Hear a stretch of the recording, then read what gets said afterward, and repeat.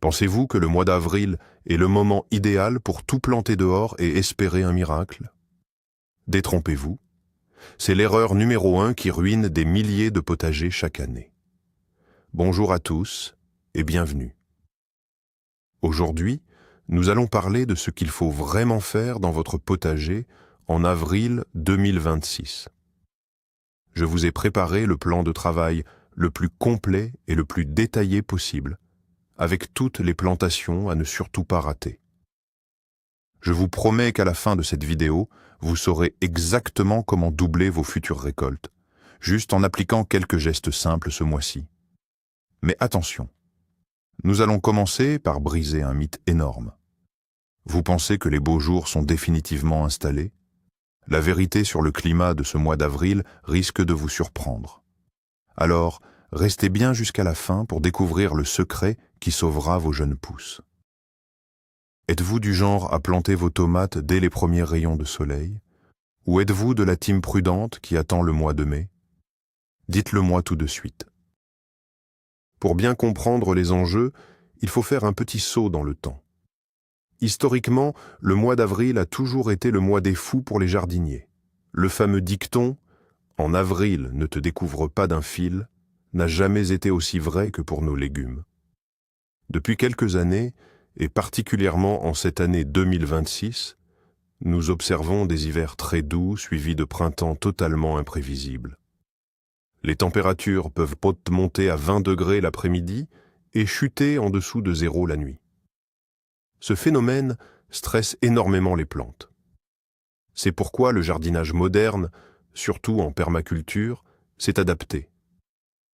Nous ne pouvons plus nous contenter de regarder un vieux calendrier figé. Nous devons observer la nature, comprendre les microclimats de notre propre terrain et agir avec stratégie. Les acteurs principaux de ce mois-ci ne sont pas encore les fruits d'été, mais bien la terre elle-même, l'eau et les protections thermiques. C'est une véritable partie d'échecs qui se joue maintenant, et je vais vous donner les meilleurs coups pour gagner la partie. Commençons par la base absolue de votre réussite, c'est-à-dire la préparation de votre sol. En avril, la terre commence tout juste à se réchauffer après les froids de l'hiver. Beaucoup de jardiniers font l'erreur de se précipiter et de retourner la terre violemment avec une grosse bêche. C'est un mythe tenace de croire qu'il faut tout bouleverser et mettre la terre à nu. En réalité, retourner le sol de cette façon détruit les précieux micro-organismes qui travaillent pour vous sous la surface. À la place, je vous conseille vivement d'utiliser une grelinette ou une fourche écologique. C'est un outil magique qui aère la terre en profondeur sans mélanger les couches. Imaginez que vous donnez un massage en profondeur à votre jardin au lieu de le passer dans un mixeur géant. Enfoncez les dents de la grelinette, tirez doucement vers vous et laissez la terre s'ouvrir d'elle-même. Ensuite, ajoutez une bonne couche de compost bien mûre en surface. Les vers de terre vont se charger de l'incorporer pour vous tout naturellement. Par exemple, l'année dernière, j'ai fait le test sur 2 parcelles côte à côte. Celle travaillée à la grelinette a produit des légumes 2 fois plus vigoureux et résistants aux maladies. Le sol était meuble, d'un beau noir profond, et sentait bon le sous-bois forestier. C'est exactement la texture que vous devez chercher à obtenir ce mois-ci. Prenez votre temps. Observez la texture de votre terre. Si elle colle à vos bottes comme de la pâte à modeler humide, attendez encore quelques jours de soleil. Travailler une terre gorgée d'eau est la pire chose à faire au printemps, car cela va créer des blocs de béton impossibles à cultiver. Soyez patient. Laissez le soleil agir et votre potager vous le rendra au centuple lors des récoltes estivales. Mais que faire face aux caprices de la météo? Le deuxième point crucial de ce mois d'avril 2026, c'est la gestion de ces fameux écarts de température. C'est le moment de sortir votre arsenal de protection. Le soleil brille, on a envie de tout planter, mais la nuit, le thermomètre plonge.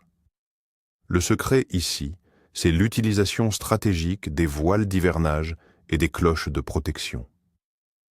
Ne croyez pas le mythe qui dit que les plantes deviennent plus fortes si on les laisse souffrir le froid. C'est faux. Une jeune pousse qui gèle est une pousse morte, ou du moins sévèrement retardée dans sa croissance. Pour illustrer cela, prenez l'exemple de jeunes salades fraîchement repiquées. Si vous les laissez à l'air libre lors d'une nuit claire et étoilée, le givre va brûler leurs feuilles tendres. L'astuce consiste à installer des arceaux métalliques ou en bambou au-dessus de vos cultures et de tendre un voile d'hivernage fin par-dessus chaque soir où la température annonce moins de 5 degrés. Ce voile va créer une mini-serre, gardant quelques précieux degrés gagnés pendant la journée. Pensez absolument à retirer ce voile le matin dès que le soleil tape, sinon vous risquez de cuire vos plantes à la vapeur. C'est une petite gymnastique quotidienne, matin et soir, mais elle est vitale. Vous pouvez aussi utiliser de simples bouteilles en plastique coupées en deux pour faire des mini-cloches individuelles pour vos jeunes plants de courgettes ou de concombres si vous avez tenté le diable en les sortant tôt. La vigilance météo doit être votre meilleur ami ce mois-ci. Consultez les prévisions locales tous les soirs, regardez le ciel et protégez vos petits protégés. Passons maintenant aux choses sérieuses avec les semis en intérieur ou en serre chauffée. Si vous ne l'avez pas fait en mars, il est plus que temps de semer vos légumes du soleil. Je parle bien sûr des tomates, des poivrons, des piments et des aubergines. Le soleil d'avril commence à être assez puissant derrière les vitres pour éviter que vos jeunes plants ne filent. Filer, c'est quand la plante cherche désespérément la lumière et développe une tige longue, fine et fragile. Pour éviter cela, le grand secret est de fournir beaucoup de lumière, mais une chaleur modérée une fois que la graine a germé. Au début, pour la germination, placez vos godets près d'une source de chaleur, comme un radiateur, à environ 20 ou 22 degrés. Mais dès que vous voyez les 2 premières petites feuilles, qu'on appelle les cotylédons, déplacez immédiatement vos plants dans une pièce très lumineuse, mais plus fraîche, autour de 15 degrés. Par exemple, si vous laissez vos jeunes tomates dans le salon bien chauffé de votre maison, elles vont pousser trop vite en hauteur et s'effondrer. C'est une erreur classique de débutant. Une astuce géniale consiste à caresser doucement le dessus de vos jeunes plants avec la main tous les jours. Ce petit mouvement mécanique imite le vent. Il va forcer la plante à renforcer sa tige pour résister, ce qui donnera des plants de tomates trapus, solides, et prêts à affronter le vrai vent plus tard. N'oubliez pas de bien étiqueter vos godets. On pense toujours qu'on se souviendra de la variété, mais croyez-moi, une pousse de tomate ressemble à une autre pousse de tomate, et dans 1 mois, vous ne saurez plus où sont vos cœurs de bœuf et où sont vos tomates cerises. Pendant que vos tomates grandissent au chaud, il est temps de s'occuper des semis directs en pleine terre. Avril est le mois d'or pour semer les radis et les carottes. Ces 2 légumes racines détestent être repiqués, c'est pourquoi il faut les semer directement là où ils vont grandir. Préparer le lit de semences est une étape fondamentale. La terre doit être fine, sans cailloux, ni gros blocs d'argile, sinon vos carottes vont devenir tordues ou faire plusieurs pattes. Voici une astuce fantastique pour vos semis de petites graines. Les graines de carottes sont minuscules et on a souvent tendance à en semer beaucoup trop au même endroit. Le résultat ? Il faut éclaircir pendant des heures et on gaspille beaucoup de graines. Pour éviter cela, mélangez vos graines de carottes avec du sable fin et sec ou du marc de café séché avant de les semer. Cela permet de répartir les graines beaucoup plus facilement et uniformément dans le sillon. De plus, le marc de café aide à éloigner la mouche de la carotte par son odeur forte. Tracez des sillons d'1 petit centimètre de profondeur seulement. C'est une autre erreur fréquente. Semer trop profond empêche les graines de percer la surface. Semez votre mélange, recouvrez d'une fine couche de terreau et tassez légèrement avec le dos de votre râteau. C'est ce qu'on appelle plomber le semis. Cela permet à la graine d'être bien en contact avec la terre humide. Enfin, maintenez le sol constamment humide jusqu'à la levée. Si la terre croûte et sèche avec le soleil d'avril et le vent, les petites pousses ne pourront pas sortir. Un arrosage en pluie très fine tous les soirs est indispensable pendant les 2 premières semaines. Il y a une culture emblématique du mois d'avril que vous ne devez absolument pas oublier, c'est la plantation des pommes de terre. C'est un travail qui demande un peu de force, mais qui est tellement gratifiant. La tradition veut qu'on attende la floraison des lilas pour planter les pommes de terre. C'est un excellent indicateur naturel que la terre est suffisamment réchauffée, généralement autour de 10 degrés en profondeur. Avant de les planter, vos tubercules doivent avoir fait de beaux germes courts et trapus, de couleur verte ou violette. S'ils ont de longs germes blancs et fragiles, c'est qu'ils ont germé dans le noir absolu, et ce n'est pas l'idéal. Pour la plantation, oubliez le mythe du grand trou profond qui fatigue le dos. La meilleure méthode, et de loin la plus facile pour la récolte, est la méthode de la tranchée légère. Creusez un sillon de seulement 10 cm de profondeur. Placez vos pommes de terre germes vers le haut en les espaçant de 40 cm les unes des autres. Ensuite, ramenez simplement la terre dessus sans tasser. Mais la vraie magie opère après. Au lieu de buter vos pommes de terre avec de la terre au fur et à mesure de leur croissance, essayez de les buter avec du paillage ou de la paille. Dès que les plants font 20 cm de haut, ajoutez une bonne couche de paille tout autour de la tige. Répétez l'opération plusieurs fois au printemps. Au moment de la récolte, vous n'aurez pas besoin de piocher. Il suffira de soulever la paille pour ramasser des pommes de terre parfaitement propres et sans blessure. C'est un gain de temps énorme et votre dos vous dira merci à la fin de l'été. Parlons d'un sujet qui fâche souvent les jardiniers, c'est la gestion des mauvaises herbes. En avril, la nature explose. Et malheureusement, les herbes indésirables poussent beaucoup plus vite que nos légumes soigneusement semés. C'est le moment de mettre en place la technique secrète du faux semis. C'est une arme redoutable contre l'envahissement. Le faux semis consiste à préparer votre planche de culture exactement comme si vous alliez semer. Vous affinez la terre, vous passez le râteau et vous arrosez bien. Mais vous ne semez absolument rien. Vous attendez 15 jours. Pendant ces 2 semaines, toutes les graines de mauvaises herbes qui étaient en dormance dans la couche supérieure du sol vont germer, trompées par vos soins. Une fois qu'elles ont fait leurs premières petites feuilles, il vous suffit de passer un outil très tranchant, comme un sarcloir ou une binette, juste sous la surface de la terre, par une belle journée ensoleillée. Vous coupez les jeunes plantules à la racine, et le soleil s'occupe de les sécher en quelques heures. C'est seulement après ce nettoyage de printemps que vous ferez votre véritable semis de légumes. L'avantage est immense. Votre culture va lever dans une terre propre, sans compétition pour l'eau et la lumière.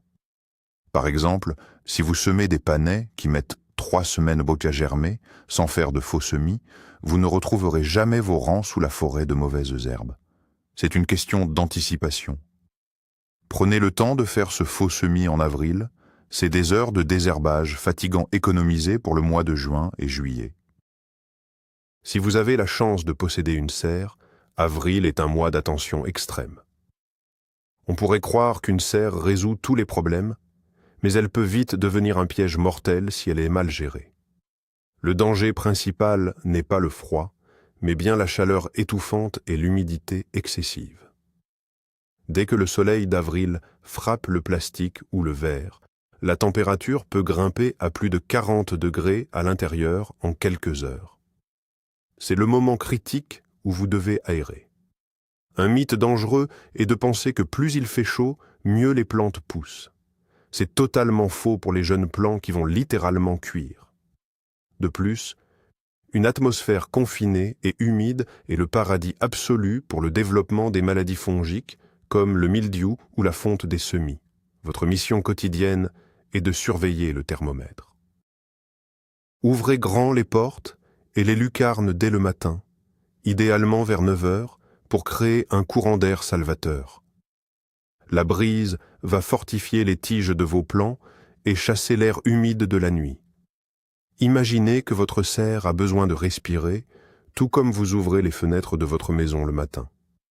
Le soir, vers 18 heures, avant que la température ne chute, refermez tout pour emprisonner la chaleur accumulée dans le sol.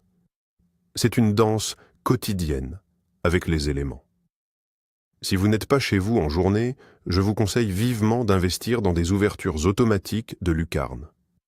Ce sont de petits cylindres contenant une cire qui se dilate avec la chaleur et ouvre la fenêtre toute seule. C'est un investissement minime pour sauver des mois de travail.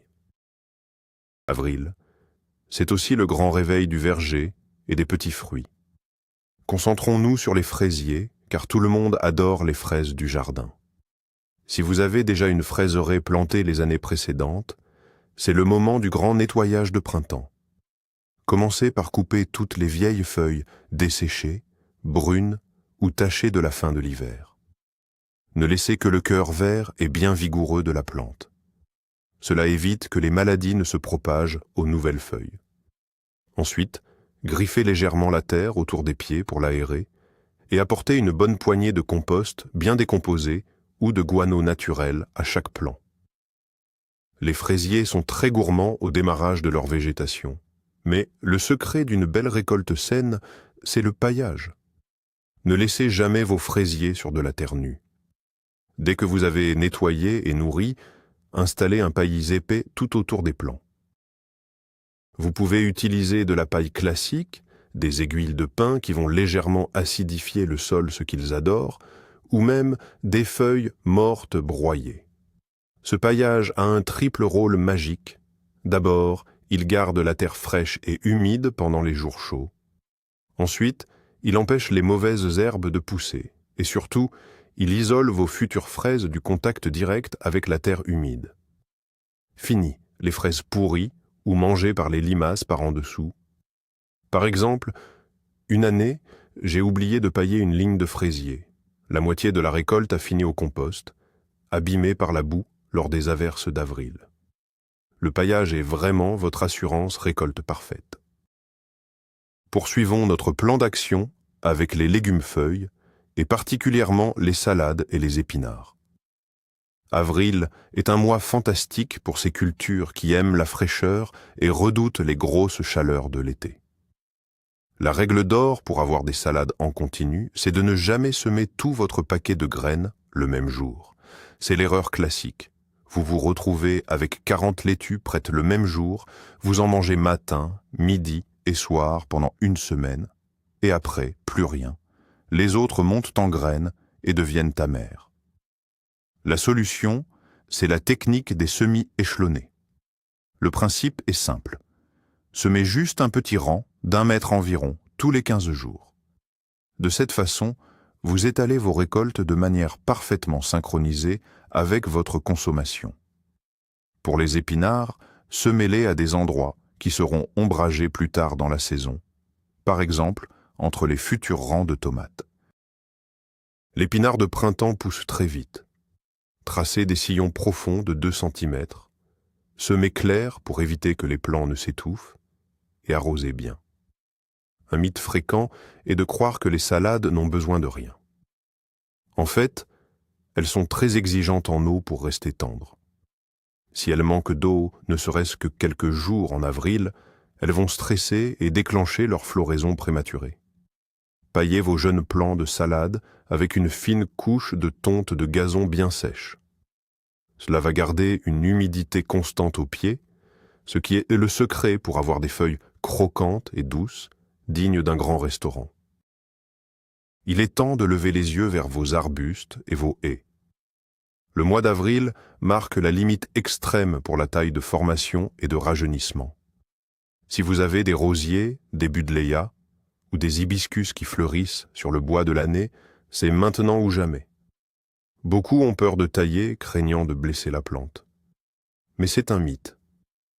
Une taille bien faite au bon moment est un acte de soin qui stimule la plante de façon incroyable.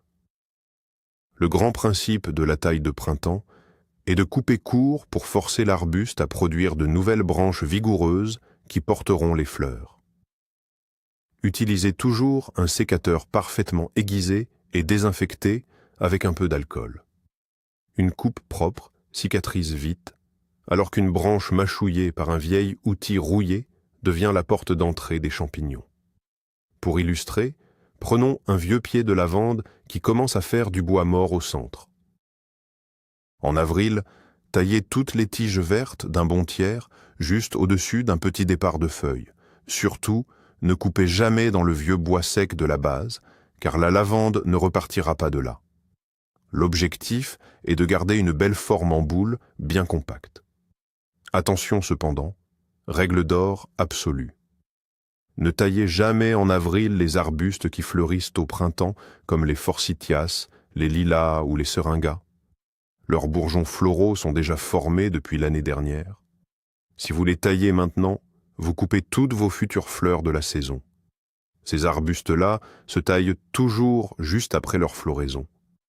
C'est une erreur classique de confondre les deux types d'arbustes. Abordons maintenant le sujet qui terrifie tout jardinier expérimenté. La préparation pour les fameux seins de glace. Ces dates, qui tombent généralement à la mi-mai, marquent traditionnellement le dernier risque de gelée destructrice. Et tout ce que vous faites en avril doit prendre ce risque en compte. C'est la ligne d'horizon de notre stratégie printanière. Vous pourriez être tenté de planter dehors vos belles tomates, courgettes et basilic à la fin avril, lors d'un week-end très chaud. Ne cédez pas à la tentation. La météo de 2026 nous a montré des retournements spectaculaires. Préparer les seins de glace en avril, c'est avant tout renforcer vos jeunes plants pour qu'ils soient robustes le jour J. Une technique peu connue pour protéger les plantes déjà en terre contre un gel inattendu consiste paradoxalement à bien arroser le sol la veille au soir. Un sol humide emmagasine plus de chaleur pendant la journée et la restitue plus lentement la nuit qu'un sol sec. L'eau agit comme un tampon thermique. De plus, commencez à préparer vos matériaux de protection. Sortez vos vieux draps, vos cartons épais et préparez vos voiles. Si une vague de froid intense est annoncée fin avril, n'hésitez pas à superposer 2 couches de protection. L'air emprisonné entre les 2 couches est le meilleur isolant qui soit. Je me souviens d'une année où un gel noir à -4 degrés a frappé fin avril. Seuls les jardiniers qui avaient gardé leurs plants fragiles en godet, prêts à être rentrés dans le garage en urgence, ont sauvé leur saison. La patience est la plus grande vertu du jardinier ce mois-ci. Continuons avec des plantations réjouissantes. Avril est parfait pour lancer vos cultures de pois et de fèves. Ces légumes fantastiques ne craignent pas le froid léger, c'est même le moment idéal pour eux avant les grosses chaleurs. Les pois, qu'ils soient nains ou à rames, ont besoin d'un support pour grimper. L'erreur est de semer et de se dire qu'on mettra le support plus tard. Les jeunes vrilles des pois ont besoin de s'accrocher dès les premiers centimètres. Sinon, la plante rampe, pourrit sur le sol et devient la cible facile des limaces. Le grand secret ici, c'est de construire la structure avant même de semer. Prenez de vieilles branches de noisetier bien ramifiées que vous avez coupées cet hiver. C'est ce qu'on appelle des rames. Piquez-les solidement en terre en formant une petite tente indienne. Une fois que la structure est stable, tracez un sillon de chaque côté et semez vos graines de pois, une tous les 3 cm environ.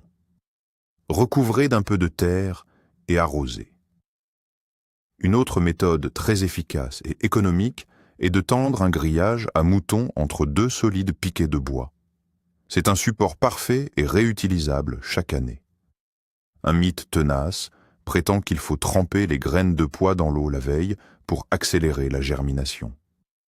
C'est souvent une mauvaise idée en avril, car si la terre est encore froide et humide, votre graine gorgée d'eau va tout simplement pourrir avant de germer. Semez-les à sec dans un sol frais, la nature a prévu tout ce qu'il faut. Pendant que vous semez, il faut aussi penser à nourrir ce sol qui va beaucoup donner. Avril est le mois de la fertilisation douce et intelligente. Oubliez les engrais chimiques agressifs qui brûlent les racines et détruisent la vie du sol. C'est le moment de relancer l'activité microbienne. La première action est de vérifier votre tas de compost. Celui que vous avez commencé l'automne dernier devrait être mûr. Un bon compost a une couleur noire, une texture friable comme du marc de café, et surtout, il sent bon la terre de sous-bois, pas la pourriture. Tamisez ce compost et étalez-en une fine couche d'1 ou 2 centimètres sur toutes les parcelles qui vont recevoir des légumes gourmands plus tard, comme les futurs emplacements des courges ou des tomates. Mais il y a une autre potion magique que vous devez absolument préparer en avril.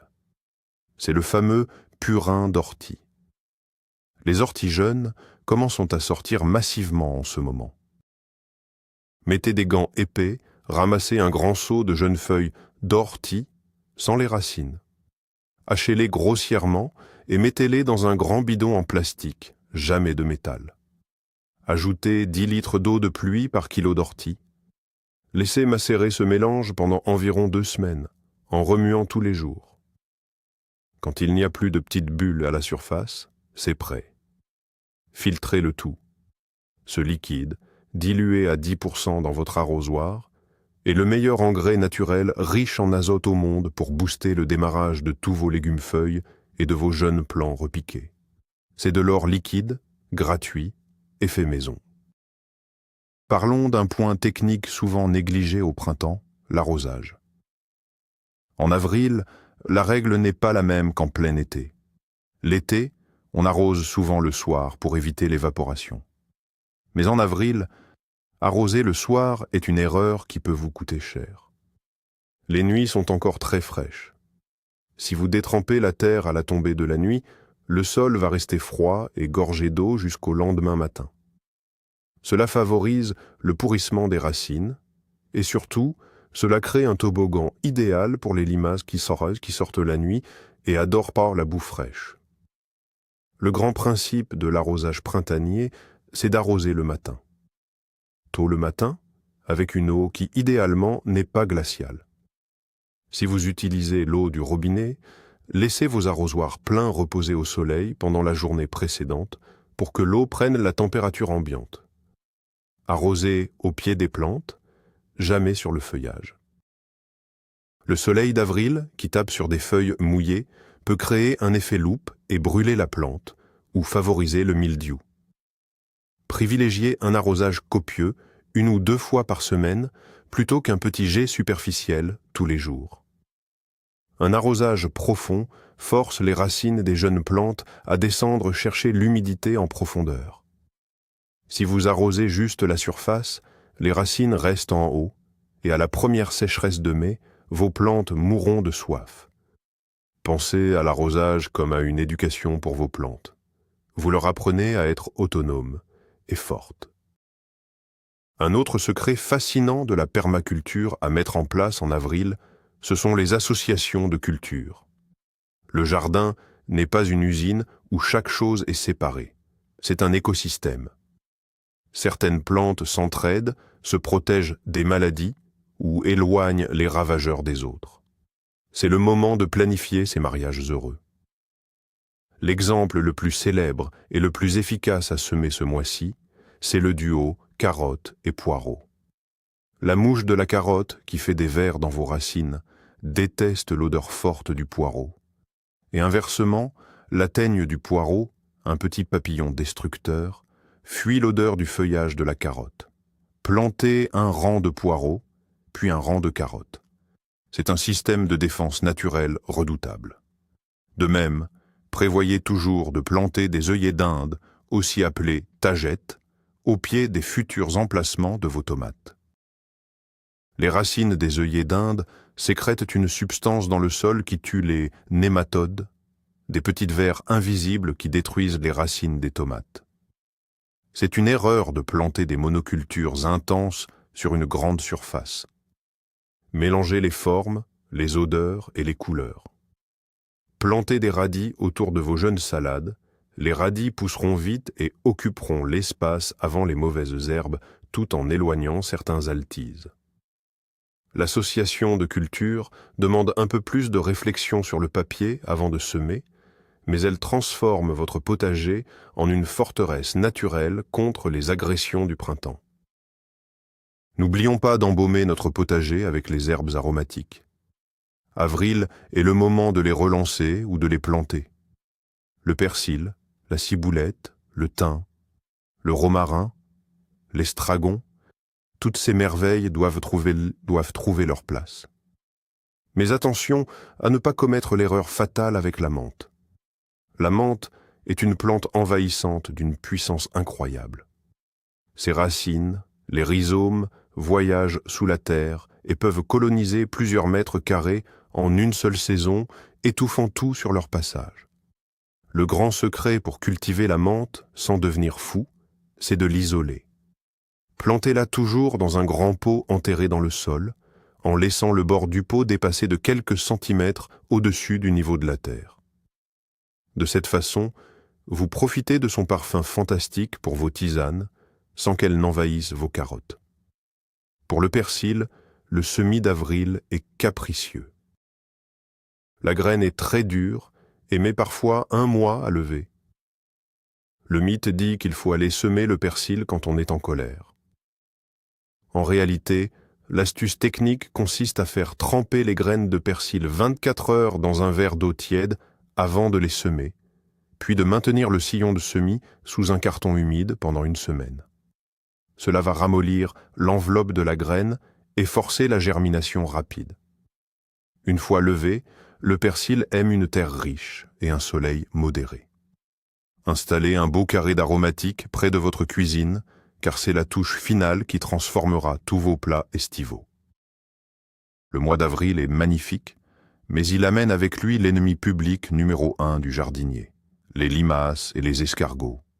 Avec les pluies printanières et les jeunes pousses tendres, c'est un buffet à volonté pour ces gastéropodes. Il faut agir maintenant, avant qu'ils ne dévorent vos semis de salade en une seule nuit. Il y a beaucoup de mythes sur la lutte anti-limaces. Le célèbre piège à bière, par exemple, fonctionne pour les attirer, mais le problème, c'est qu'il marche trop bien. L'odeur de la bière attire toutes les limaces du voisinage, y compris celles du voisin, directement dans votre potager. C'est souvent contre-productif. La meilleure approche est préventive et naturelle. D'abord, favoriser l'installation de leurs prédateurs naturels. Un tas de branches mortes au fond du jardin abritera un hérisson, le meilleur chasseur de limaces au monde. Ensuite, utilisez des barrières physiques. La cendre de bois très sèche, étalée en cercle autour de vos jeunes plants, empêche les limaces d'avancer. Mais attention, à la moindre goutte de pluie, la cendre perd son pouvoir. Une méthode plus durable consiste à utiliser des coquilles d'œufs finement broyées qui blessent le ventre mou de la limace. Si l'invasion est déjà massive, la solution la plus écologique et radicale est l'utilisation de nématodes. Ce sont de microscopiques vers naturellement présents dans le sol que vous achetez en poudre, dilués dans l'eau et arrosés sur la terre. Ils vont cibler uniquement et spécifiquement les limaces, sans aucun danger pour les oiseaux, les hérissons ou vos légumes. C'est une technologie naturelle fascinante et d'une efficacité redoutable pour nettoyer une parcelle infestée en avril. Dans un coin ensoleillé et bien drainé de votre potager, il y a une tâche rapide et essentielle à faire en ce moment. La plantation des bulbes de printemps. Je parle des oignons, des échalotes et de l'ail de printemps. Ces aliacées sont indispensables dans toute bonne cuisine. Et elles sont extrêmement faciles à cultiver si l'on respecte une règle simple. Le drainage. L'erreur la plus courante est de les planter dans une petite cuvette ou dans une terre argileuse qui retient l'eau. Dans ces conditions, les bulbes vont pourrir avant même de germer. Le secret des anciens, c'est de cultiver l'oignon et l'échalote sur une petite butte. Avec votre râteau, tirez la terre pour former un petit monticule continu d'une dizaine de centimètres de haut. Vous allez planter vos petits bulbes, qu'on appelle les bulbilles, au sommet de cette butte. Enfoncez-les simplement avec le doigt. Mais attention, voici le détail crucial. La pointe du bulbe doit affleurer juste à la surface de la terre. Elle ne doit surtout pas être enterrée profondément. Elle doit sentir le soleil et l'air libre. Espacez-les de 15 cm environ. L'avantage de cette butte est que lors des fortes pluies d'avril, l'eau va s'écouler sur les côtés, laissant la base du bulbe au sec. C'est la garantie absolue de ne pas avoir de pourriture. De plus, n'apportez jamais de compost frais, ni de fumier juste avant de planter des oignons ou de l'ail. Il déteste les matières organiques non décomposées, ce qui favorise la maladie de la rouille. Une terre légère, bien aérée, et le tour est joué. Vous aurez de superbes récoltes à tresser à la fin de l'été. Un potager ne se résume pas qu'à des légumes. Pour qu'il soit productif, il doit être vivant. Et pour attirer la vie, il faut des fleurs. Semer des fleurs en avril est une étape stratégique pour garantir la pollinisation de vos futures courges et tomates. Sans insectes pollinisateurs comme les abeilles ou les bourdons, vous aurez de belles fleurs jaunes sur vos courgettes, mais elles tomberont sans jamais donner de fruits. C'est une énorme frustration. Le mythe tenace est que les fleurs prennent de la place pour rien. Au contraire, elles augmentent le rendement. Semez dès maintenant des fleurs compagnes tout autour de vos parcelles. La bourrache, par exemple, est une plante magique. Elle pousse très facilement, fait de magnifiques petites fleurs bleues en forme d'étoiles qui sont très mellifères, et en plus, ses feuilles sont comestibles et ont un goût étonnant d'huître ou de concombre. C'est un aimant à abeilles incroyable. Semez aussi des capucines. Non seulement elles sont superbes, mais elles servent d'aimant à pucerons. Les pucerons préféreront toujours attaquer la tige d'une capucine plutôt que vos jeunes plants de haricots. La capucine fait le sacrifice pour protéger vos récoltes, c'est ce qu'on appelle une plante martyre. Prévoyez aussi des soucis et des cosmos dans les coins de vos bacs. En avril, un simple grattage du sol, une poignée de graines de fleurs à la volée, un coup de râteau léger pour enfouir, et vous créez un écosystème florissant. Un potager fleuri est un potager en bonne santé, qui bourdonne de vie et se défend tout seul contre les petits déséquilibres. Enfin, pour clore ce plan de travail d'avril, abordons l'étape de transition la plus délicate, l'acclimatation de vos semis. Vous avez bichonné vos tomates, poivrons et aubergines au chaud dans la maison pendant des semaines. Ils sont beaux, bien verts, et vous trépignez d'impatience de les voir en pleine terre. C'est ici que survient le drame. Prendre un jeune plant élevé à 20 degrés derrière une vitre et le planter brutalement dehors au vent et sous le soleil cru, c'est l'envoyer à l'abattoir. Les feuilles vont blanchir, brûler à cause des rayons UV auxquels elles ne sont pas habituées, et la croissance va se bloquer net pendant un mois. Le grand secret des professionnels, c'est la période d'endurcissement, qui prend environ 2 semaines. Dès la mi-avril, lors des belles journées douces, sortez vos caissettes de plants à l'extérieur. Le premier jour, placez-les totalement à l'ombre et à l'abri du vent pendant 2 ou 3 heures seulement, puis rentrez-les. Les jours suivants, allongez progressivement la durée de sortie et exposez-les doucement au soleil du matin, le moins brûlant. Après une grosse semaine de cette gymnastique, vous pourrez les laisser dehors toute la journée et même commencer à les laisser passer des nuits douces à l'extérieur sous un voile léger. Ce processus épaissit la cuticule des feuilles, renforce les tiges face au vent et habitue le métabolisme de la plante aux variations de température. C'est comme s'entraîner pour un marathon. Quand viendra le moment de la plantation définitive en mai, vos plants ne subiront aucun stress de repiquage. Ils partiront à la conquête de la terre immédiatement. C'est le geste final et ultime d'un mois d'avril réussi. Voilà, vous connaissez maintenant les secrets de ce mois décisif. Le mois d'avril 2026 ne doit plus être le mois de la précipitation, mais celui de la préparation stratégique, de la protection et de l'anticipation. Le grand rebondissement de tout bon jardinier, c'est de comprendre que la plus grande victoire du printemps n'est pas de planter tôt, mais de planter fort. En respectant le sol avec la grelinette, en jonglant intelligemment avec les voiles d'hivernage, et en préparant minutieusement vos plants et vos terres avant l'essaim de glace, vous venez de poser les fondations indestructibles d'une récolte estivale phénoménale. L'enjeu est colossal. Il s'agit de la santé et de l'abondance de votre nourriture pour toute l'année. Ne brûlez pas les étapes, la nature a son propre rythme qu'il faut savoir accompagner. Merci d'avoir suivi ce guide jusqu'au bout. Si toutes ces astuces vous ont aidé à y voir plus clair pour votre potager, n'oubliez pas de vous abonner à la chaîne et de laisser un gros pouce bleu, ça soutient énormément notre travail. Et maintenant, c'est à vous de jouer. Dites-moi dans les commentaires, quelle est la toute première chose que vous avez mise en terre ou semée cette année? J'ai hâte de lire vos expériences et d'en discuter avec vous. À très vite pour de nouvelles aventures au jardin.